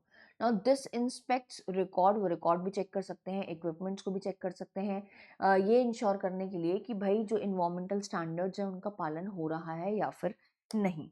ठीक है, next is power to take sample and procedure. Enter कर सकते हैं, सर्च कर सकते हैं, ये सब तो कर ही सकते हैं, इसके अलावा सैंपल्स भी ले सकते हैं। तो यहाँ पे सेक्शन 11 जो है वो अगेन एम्पावर करता है सेंट्रल गवर्नमेंट को और उसके ऑथराइज ऑफिसर्स को कि वो सैंपल ले सकते हैं एयर का, वाटर का, सॉइल का और बाकी सारे सब्सटेंसेस का, किसी भी प्लेस से या फैक्ट्री से, चेक करने के लिए कंप्लाइंस हो रहा है इन्वायरमेंटल स्टैंडर्ड्स का या फिर नहीं, इंश्योर करने के लिए पोल्यूशन मॉनिटरिंग को, और इन्फोर्समेंट के लिए। ठीक है, enforcement based on proper scientific procedure, उसको चेक करने के लिए यहाँ पे जो है सैंपल्स लिए जा सकते हैं। अब देखो, पावर है सैंपल लेने की, कोई भी ऑथराइज ऑफिसर सैंपल ले सकता है पानी का, सॉइल का, एयर का या किसी दूसरे सब्सटेंसेस का एनालिसिस के लिए। Method of sampling must follow procedure जो प्रिस्क्राइब्ड है, इंश्योर करने के लिए एक्यूरेसी और लीगल वैलिडिटी। तो जो मेथड है सैम्पलिंग का वो आपको प्रॉपर प्रोसीजर फॉलो करके ही करना होगा, जो प्रोसीजर आपका प्रिस्क्राइब्ड है। ऑफिसर जो है must inform the occupier, occupier जो पर्सन इंचार्ज है उसको इन्फॉर्म करेगा वो अधिकारी at the time of sampling, जब वो सैंपल कर रहा होगा। सैंपल कलेक्ट किया जाएगा in the presence of occupier, तो जब वो पर्सन इंचार्ज ऑक्यूपायर प्रेजेंट होगा तभी सैंपल कलेक्ट किया जाएगा।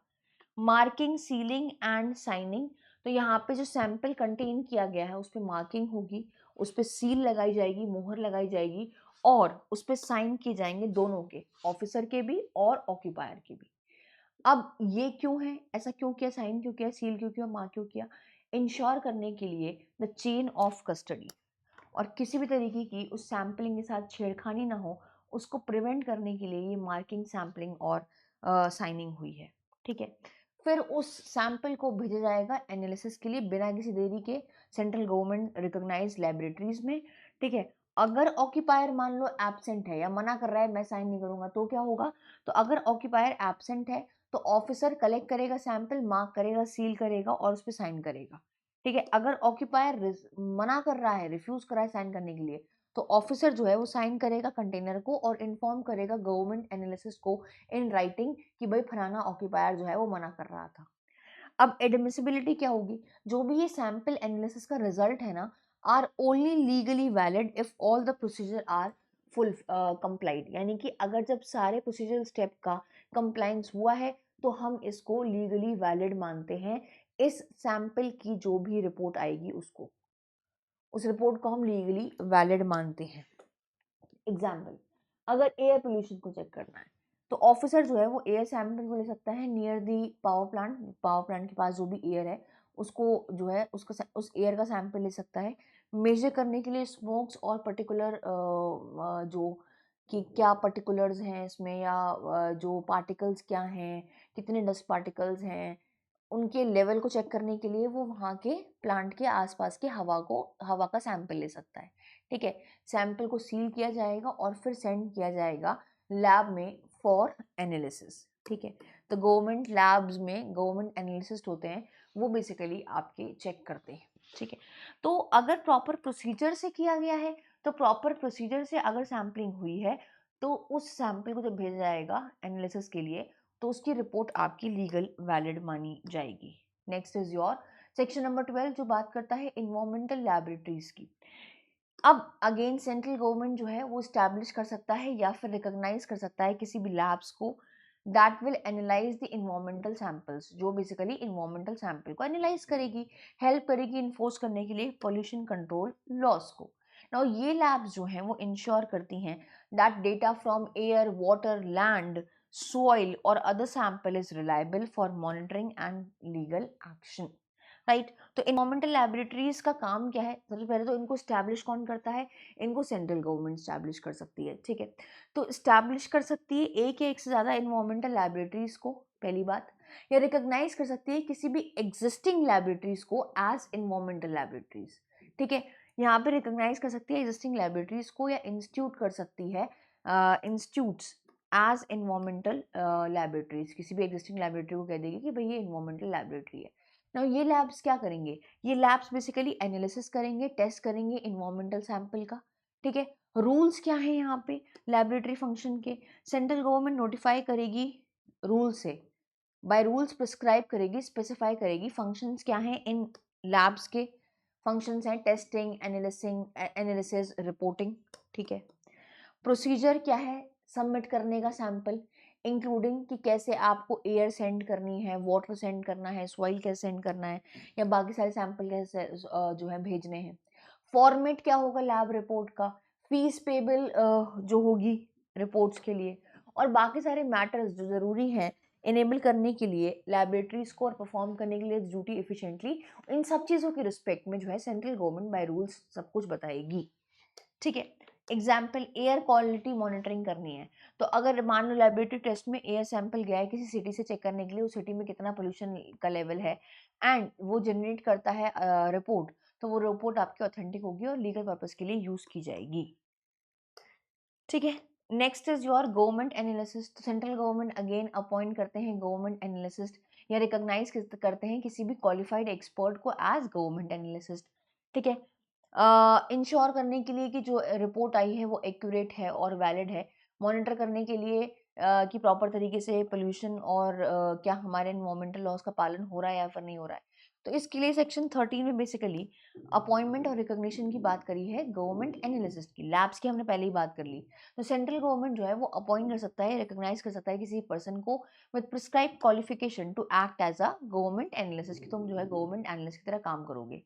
एनालिसिस जो है वो वर्क करेंगे लैब्स में। ठीक है, इन्वायरमेंटल लैब्स में जो स्टैब्लिश है या फिर जिनको रिकॉग्नाइज किया गया है सेक्शन नंबर 12 में। रोल क्या रहेगा, एनालाइज करेंगे सैंपल्स को, एयर के, वाटर के, लैंड के, अदर सब्सटेंसेस को जो उनको भेजे गए हैं लैब्स में, और प्रोवाइड करेंगे एक साइंटिफिक और लीगली एडमिसिबल रिपोर्ट्स को।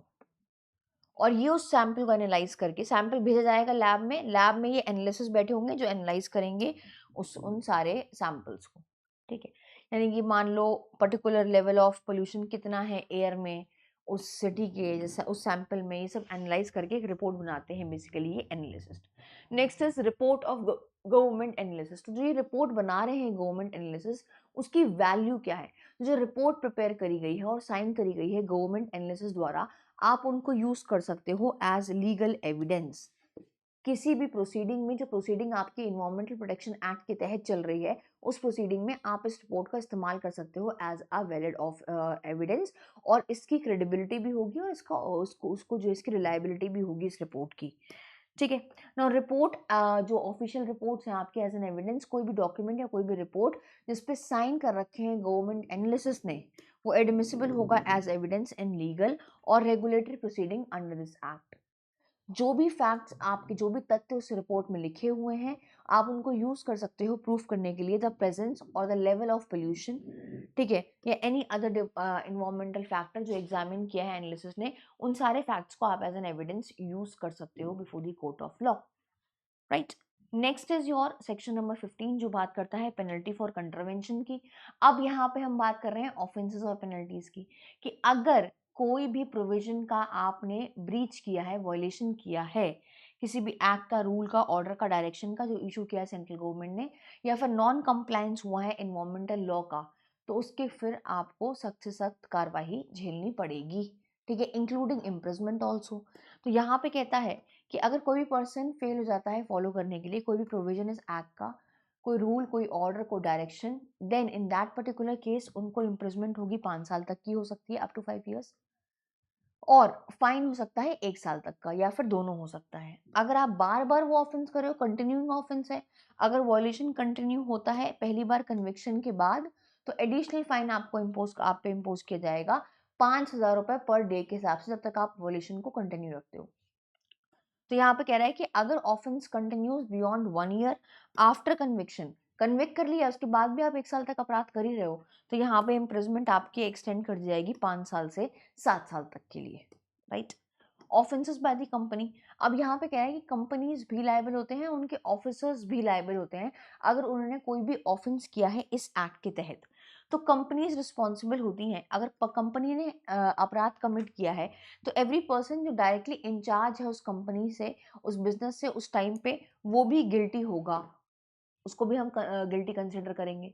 एक्सेप्शन क्या है कि अगर पर्सन ये प्रूव कर देता है कि उसको तो पता ही नहीं था ऑफेंस के बारे में, या उसके पास कोई भी नॉलेज नहीं थी, उसने ड्यू डिलिजेंस एक्सरसाइज किया था, उसको फिर भी नहीं पता था, तो फिर वो लायबल नहीं होगा। यहाँ पे कहता है कि अगर कोई भी ऑफेंस हुआ है कंसेंट के साथ, ठीक है, या नेग्लिजेंस हुई है किसी भी डायरेक्टर, किसी भी सेक्रेटरी, किसी भी मैनेजर की, या किसी भी ऑफिसर की, तो वो पर्सन भी यहाँ पे लायबल होगा।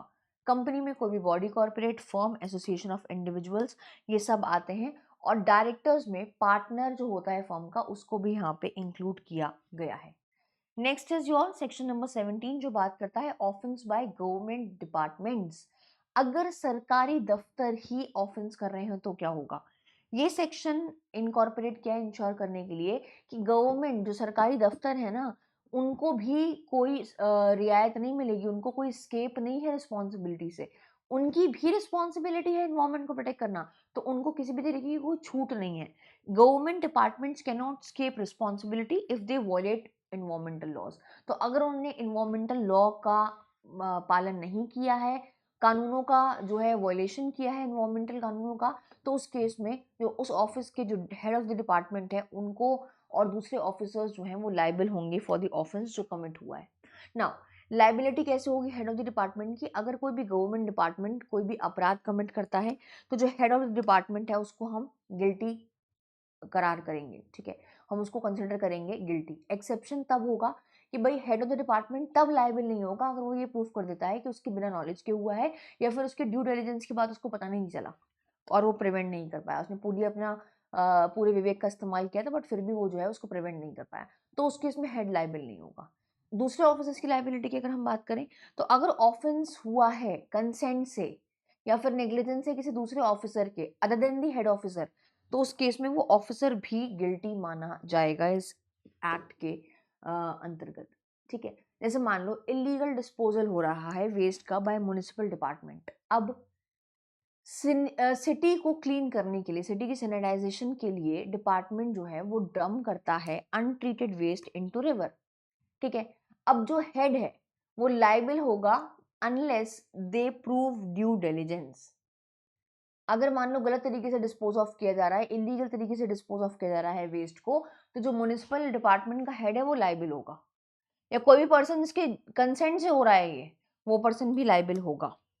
ठीक है, next is your section number 18 जो बात करता है protection of action taken in good faith. तो पर्पस क्या है कि अगर मान लो किसी भी गवर्नमेंट ऑफिशियली किसी भी अथॉरिटी ने गुड फेथ में एक्ट किया है तो उनके खिलाफ कोई भी कार्रवाई नहीं की जाएगी, कोई भी लीगल एक्शन नहीं लिया जाएगा गवर्नमेंट या ऑफिशियल के अगेंस्ट। गवर्नमेंट, उसके ऑफिसर्स, एम्प्लॉयज या अथॉरिटीज या मेंबर्स जो स्टैब्लिश हैं इस एक्ट के अंदर कैन नॉट बी सूड और प्रोसिक्यूटेड। उनके खिलाफ कोई भी क्रिमिनल सिविल केसेस दर्ज नहीं कराया जाएगा अगर उन्होंने गुड फेथ में एक्ट किया है। कंडीशन बस यह है कि गुड फेथ में एक्ट करना चाहिए।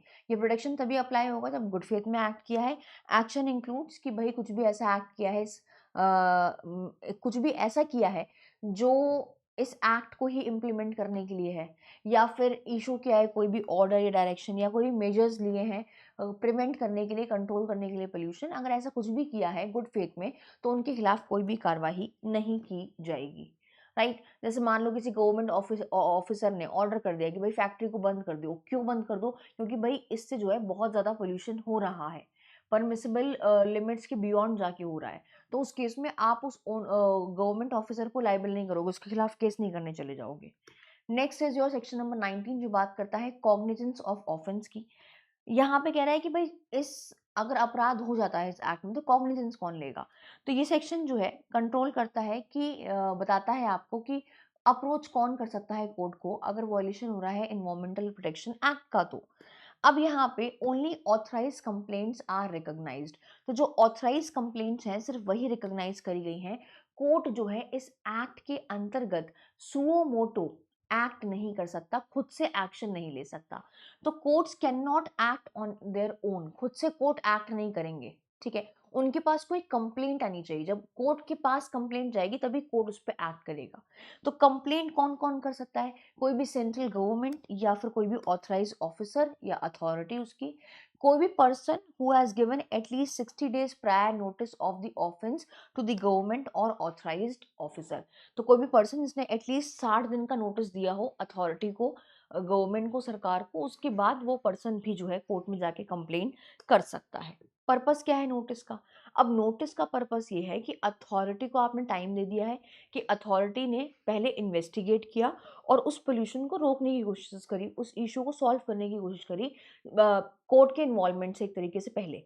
ठीक है, तो नोटिस देने का ये पर्पस है कि 60 दिन का आपको नोटिस देना पड़ेगा, इंश्योर करना पड़ेगा कि ऑर्गेनाइज्ड और फेयर लीगल एक्शन लिया जा रहा हो। ठीक है, now next is information reports और रिटर्न्स। तो यहाँ पे सेंट्रल गवर्नमेंट को जो है वो कलेक्ट कर सकता है नेसेसरी इंफॉर्मेशन किसी भी पर्सन से, किसी भी ऑफिसर से, किसी भी गवर्नमेंट अथॉरिटी से कि इफेक्टिवली इम्प्लीमेंट हो रहा है इन्वायरमेंटल लॉ या फिर नहीं। गवर्नमेंट जो है वो रिक्वेस्ट कर सकता है इंफॉर्मेशन, पूछ सकता है वो रिपोर्ट्स, रिटर्न, स्टैटिक्स, आपके अकाउंट्स या बाकी सारी दूसरी इंफॉर्मेशन जो इम्पोर्टेंट है ये जानने के लिए कि क्या इस कानून का इम्प्लीमेंटेशन हो भी रहा है या फिर नहीं। Who must comply? तो यहाँ पे any person, officer, state government, other authorities must provide requested information. तो जब भी सेंट्रल गवर्नमेंट आपसे कुछ बात पूछे तो आपको बतानी पड़ेगी। अगर आपने नहीं बताई है, नॉन कंप्लायंस हुआ है, तो फिर वो आपको आपके खिलाफ भारी पड़ेगा, यानी कि फिर आपको लीगल एक्शन फेस करने पड़ेंगे। Non compliance can lead to action under this act. और पर्पस क्या है इन्फॉर्मेशन कलेक्ट करने की? ये चेक करने के लिए, मॉनिटर करने के लिए इन्वायरमेंटल कंप्लायंसेस हो रहे हैं या फिर नहीं हो रहे हैं, असेस करने के लिए पोल्यूशन लेवल्स को, और प्लान करने के लिए प्रिवेंटिव और करेक्टिव मेजर्स को। तो इसके लिए इंफॉर्मेशन जो है सेंट्रल गवर्नमेंट ले सकती है। Right, next is your section number 21 members, officers and employees as public servant. तो यहाँ पे डिक्लेयर करता है कि जितने भी मेंबर्स हैं, ऑफिसर्स हैं, एम्प्लॉयज हैं, किसी भी अथॉरिटी की जो अथॉरिटी इस एक्ट के अंतर्गत सेटअप करी गई है, वो सारे मेंबर्स आपके पब्लिक सर्वेंट माने जाएंगे। Members of the authority, officers of the authority, employees of the authorities. ठीक है, और वो कब पब्लिक सर्वेंट माने जाएंगे? जब वो एक्ट कर रहे हैं इस प्रोविजन, किसी भी प्रोविजन के अंदर, इस एक्ट के रूल्स के अंदर, जो रूल्स आपके इस एक्ट में बनाए गए हैं, या किसी भी ऑर्डर और डायरेक्शन के अंदर जब वो एक्ट कर रहे हैं तो वो पब्लिक सर्वेंट माने जाएंगे। They are treated as public servant as per your BNS and IPC। ठीक है। This gives them certain legal authority and protection well of performing their official duties. तो एक तरीके से उनको प्रोटेक्शन दी जाती है कि भाई तुमको ये प्रोटेक्शन दी गई है कि तुम जब भी अपनी ड्यूटी करोगे तो पब्लिक सर्वेंट हम मानेंगे। Bar of jurisdiction again important section है ये। यहाँ पे सिविल कोर्ट जो है वो इंटरफेयर नहीं कर सकते विद द एक्शंस और ऑर्डर्स और कोई भी डायरेक्शंस जो इशू किए हैं सेंट्रल गवर्नमेंट ने या अथॉरिटी ने इस एक्ट ने। तो सिविल कोर्ट जो है वो इंटरवेन नहीं कर सकते। No civil court can hear cases और suit against action taken by the central government. अगर कोई भी एक्शन सेंट्रल गवर्नमेंट ने लिया है तो उसके खिलाफ कोई भी सूट फाइल नहीं किया जाएगा सिविल कोर्ट में। कोई भी ऑर्डर या कोई भी डायरेक्शन इशू किया है किसी ऑफिसर ने, किसी अथॉरिटी ने इस एक्ट के अंदर, तो उसके खिलाफ सिविल सूट फाइल नहीं किया जाएगा। अप्लाई किया है सारी चीजों पे, एवरीथिंग एनीथिंग डन और intended to done under the power of this act. कुछ भी किया है या उसकी मंशा थी इस एक्ट के अंतर्गत कुछ भी करने की, तो उस पे ये आपका सेक्शन एप्लीकेबल होता है। और इंश्योर करने के लिए क्विक ऑन हिंडर्ड इम्प्लीमेंटेशन, कि भाई अननेसेसरली कोर्ट हिंड्रेंस ना कॉज करे, उसको रुकावट ना हो इम्प्लीमेंटेशन में, इसलिए यहाँ पे इस सेक्शन को हमने इनकॉर्पोरेट किया। रीजन क्या है कि अननेसेसरली डिले ना हो और एक तरीके से लीगल इम्यूनिटी दी है अथॉरिटीज को, उन अथॉरिटीज को जो अथॉरिटीज बेसिकली इन्फोर्स कर रही हैं इन्वायरमेंटल लॉज को। तो कहता है कि कोई भी सिविल कोर्ट जो है वो इंटरफेयर नहीं करेगा। कोई भी एक्शन, कोई भी ऑर्डर, कोई भी डायरेक्शन, कोई भी रूल्स जो भी सेंट्रल गवर्नमेंट ने इस एक्ट के तहत पास किए हैं उसकी इम्प्लीमेंटेशन को करने में किसी भी तरीके का हिंड्रेंस सिविल कोर्ट नहीं कॉज करेगा। Next is power to delegate. तो यहाँ पे सेक्शन 23 कहता है कि डेलीगेशन अलाउड है। सेंट्रल गवर्नमेंट जो है वो ट्रांसफर कर सकती है सर्टेन पावर्स दूसरों को, कि वो जो है लॉज बनाए, जो है डायरेक्शंस दें एडमिनिस्ट्रेशन को इजी करने के लिए, फास्टर करने के लिए। यहाँ पे डेलीगेशन अलाउड है। Can not delegate the power to constitute authority. आप अथॉरिटी नहीं कॉन्स्टिट्यूट कर सकते और आप रूल्स नहीं बना सकते, बस ये एक्सेप्शन है। रूल्स नहीं बना सकते, अथॉरिटी नहीं कॉन्स्टिट्यूट कर सकते, बाकी सब चीजों में आप अपनी पावर को डेलीगेट कर सकते हो, बाकी सब में डेलीगेशन अलाउड है। डेलीगेशन अगर की है तो वो ऑफिशियल गेजेट द्वारा ही की जाएगी, उसमें नोटिफाई करके ही की जाएगी, और कंडीशंस और लिमिटेशंस दे रखी हैं डेलीगेशन की, वो आपको स्पेसिफाई करनी पड़ेगी उस नोटिफिकेशन में कि भाई क्या कंडीशन है, क्या लिमिटेशंस है डेलीगेशन की, वो आपको लिखनी पड़ेंगी उस ऑफिशियल नोटिफिकेशन में। राइट। तो डेलीगेशन अलाउड है अपने काम को इजी करने के लिए, एडमिनिस्ट्रेशन के लिए फास्टर करने के लिए डेलीगेशन अलाउड है। अपनी पावर्स और फंक्शंस को इस एक्ट के तहत डेलीगेट किया जा सकता है। जैसे कि हमने स्टेट पोल्यूशन कंट्रोल बोर्ड्स बना दिए हैं, तो सेंट्रल गवर्नमेंट डेलीगेट कर सकता है अपनी power state pollution control boards को मॉनिटर करने के लिए कि भाई इंडस्ट्री पोल्यूशन ज़्यादा तो नहीं कर रही है। ठीक है। Next is your section number 24 जो बात करता है effect of other laws. Now यहाँ पे ये सेक्शन क्लेरिफाई कर रहा है साफ साफ कि देखो कि किस तरीके से आपका इन्वायरमेंटल प्रोटेक्शन एक्ट जो है वो दूसरे कानूनों के साथ आपकी जो है वो इंटरैक्ट करेगा। बहुत सिंपल समरी मैंने यहाँ पे लिख दी है कि अल्टीमेटली सुप्रीमेसी आपकी इन्वायरमेंटल प्रोटेक्शन एक्ट की रहेगी। तो ये प्रोविजन जो है इस एक्ट का वो इंक्लूड करता है रूल्स और orders, override any other law that is inconsistent with it. तो इन्वायरमेंटल प्रोटेक्शन एक्ट साथ इन कॉन्फ्लिक्ट में अगर कोई दूसरा कानून आता है तो हमारा इन्वायरमेंटल प्रोटेक्शन एक्ट जो है वो प्रिवेल करेगा। दिस इंश्योर्स कि इन्वायरमेंटल प्रोटेक्शन को प्रायोरिटी दी जा रही है। ठीक है। नाउ अगर कोई एक्ट या ओमिशन ऑफेंस है इस एक्ट के तहत या किसी दूसरे लॉ में, तो ऑफेंडर जो है पनिश किया जाएगा अदर लॉ में, नॉट अंडर दिस एक्ट। तो यहाँ पे कह रहा है अगर मान लो कोई भी एक्ट ऑफेंस है, दोनों एक्ट में, इस एक्ट में भी और दूसरे कानून में भी ऑफेंस है, तो ऑफेंडर को आप पनिश कर सकते हो under other law, not under this act. दूसरे लॉ में आप उसको जो है बेसिकली पनिश कर सकते हो। तो अगर किसी ने मान लो किसी फैक्ट्री ने पोल्यूट किया है रिवर को और वो इन वायलेशन है आपके प्रोटेक्शन एक्ट को, इन्वायरमेंटल प्रोटेक्शन एक्ट को, बट वो वायलेट करता है water prevention and control of pollution act को भी, तो दो एक्ट आ गए आपके, है ना। तो अब यहाँ पे फैक्ट्री को जो है पनिश किया जाएगा वाटर एक्ट में, इन्वायरमेंटल प्रोटेक्शन एक्ट में नहीं। डबल पनिशमेंट को अवॉइड करने के लिए आप वाटर एक्ट वाले में पनिश कर सकते हो, लेकिन कॉन्फ्लिक्ट के केस में इन्वायरमेंटल प्रोटेक्शन एक्ट ही आपका प्रिवेल किया जाएगा। Next is power to make rules. तो यहाँ पे सेक्शन जो है वो सेंट्रल गवर्नमेंट को अथॉरिटी देता है कि वो रूल्स बना सकती हैं, ऐसे रूल्स ताकि हम इस एक्ट को इफेक्टिवली इम्प्लीमेंट कर सकें। यहाँ पे लिस्ट भी स्पेसिफाई कर सकते हैं कि भाई स्पेसिफिक एरियाज हैं जहाँ पे जहाँ के लिए रूल्स बनाए गए हैं उस जगह के पोल्यूशन को रेगुलेट करने के लिए या इन्वायरमेंटल प्रोटेक्शन के लिए। तो it also list specific areas where rules can be made to regulate pollution and environmental protection. तो जनरल रूल मेकिंग की पावर आपकी सेंट्रल गवर्नमेंट के पास है। बाय रूल्स वो जो है सेंट्रल गवर्नमेंट रूल्स बना सकती हैं by notification in the official gazette कि भाई इस एक्ट का पूरा पर्पस प्रॉपरली कैरी आउट हो रहा है, इम्प्लीमेंटेशन हो रहा है एक्ट का, नहीं। स्पेसिफिक एरिया के लिए भी रूल मेकिंग हो सकती है। रूल्स में स्पेसिफिक एरिया में क्या क्या चीज़ें कवर होंगी? स्टैंडर्ड्स पोल्यूटेंट के, हैंडलिंग हजार्डियस सब्सटेंसेस के, लिमिटेशंस, असिस्टेंस, ठीक है, इन्फॉर्म करना, sampling procedure, notice forms analysis के, ठीक है, function of environmental labs, qualification government analyst की, notice of offences, reports and return, इन सब के लिए जो है स्पेसिफिक एरियाज के लिए रूल मेकिंग भी हो सकती है। ठीक है, वो एरियाज कौन से होंगे? वो सारे एरियाज आपके ये होंगे। नेक्स्ट इज योर रूल्स बनाने से पहले लेट डाउन किए जाएंगे पार्लियामेंट के आगे। तो ये सेक्शन इंश्योर करता है कि पार्लियामेंट का ओवरसाइट रहे।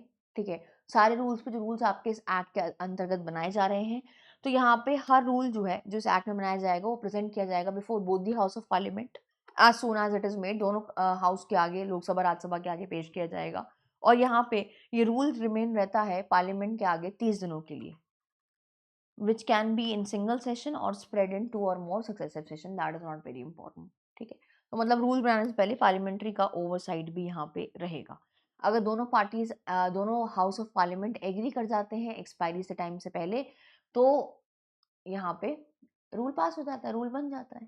एक तरीके का प्रोटेक्टिव स्टेप है कि भाई पार्लियामेंट्री का ओवरसाइट है, दैट्स इट।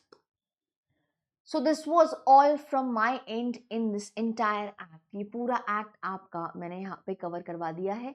छोटा सा एक्ट है, प्यारा सा, बहुत ज़्यादा सेक्शंस नहीं है यहाँ पे। The only thing which you have to learn is कि कुछ चैप्टर्स को ना स्कीम के हिसाब से पढ़ लोगे तो आपको ईजिली याद रहेगा। सब कुछ सेंट्रल गवर्नमेंट ही कर रही है और सब कुछ इस देश के इन्वायरमेंट को, नेचर को प्रोटेक्ट करने के लिए ही किया जा रहा है इस एक्ट के अंतर्गत, राइट। ऑफेंसेस, पेनल्टीज आपको याद करनी पड़ेंगी और ये कुछ आपके प्रीलिम्स में क्वेश्चंस आपसे पूछे जाते हैं इस एक्ट के बेसिस पे सीबीआई एपीपी के एग्जाम में। So I hope this session was fruitful for you. मैंने आपको विद एग्जाम्पल और बहुत सिंप्लीफाई वे में सेक्शन को एक्सप्लेन करने की कोशिश करी है। I hope you have understood it well and like this session.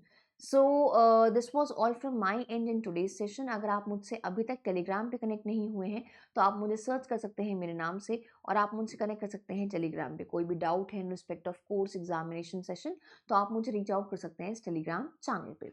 Now next is एक इम्पॉर्टेंट अनाउंसमेंट कि मैं आपके लिए लेकर आई हूँ इंडियन पॉलिटी की सीरीज।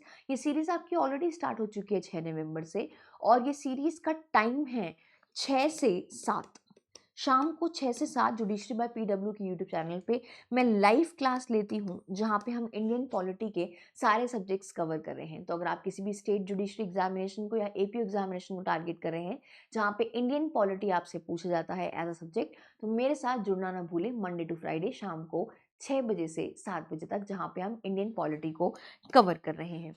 और अगर आप किसी भी वेरियस स्टेट के एपीयूज की एक साथ तैयारी करना चाहते हैं या फिर आप सेपरेट तैयारी करना चाहते हैं तो we have Abhiyojan 2.0 foundation batch. Then we have Abhiyojan 2.0 foundation batch जिसका प्राइस भी बहुत ज़्यादा अफोर्डेबल है। आप 10,000 में उस कोर्स में एनरोल कर सकते हैं। Then we have UP APO का सेपरेट बैच, बिहार एपीओ का separate batch, then we have MP ADPO, then we have CBI APP का सेपरेट बैच। सो आप इन सारे बैच की जानकारी ले सकते हैं पीडब्ल्यू के ऐप में जाके, आपको सारी इन्फॉर्मेशन मिल जाएगी और आप अपनी कम्प्रिहेंसिव तैयारी कर सकते हैं हमारे साथ जुड़ के। With this, I would like to end the class. Thank you so much for joining me in this session. See you in some other session. Till then, take care. Bye bye. Thank you.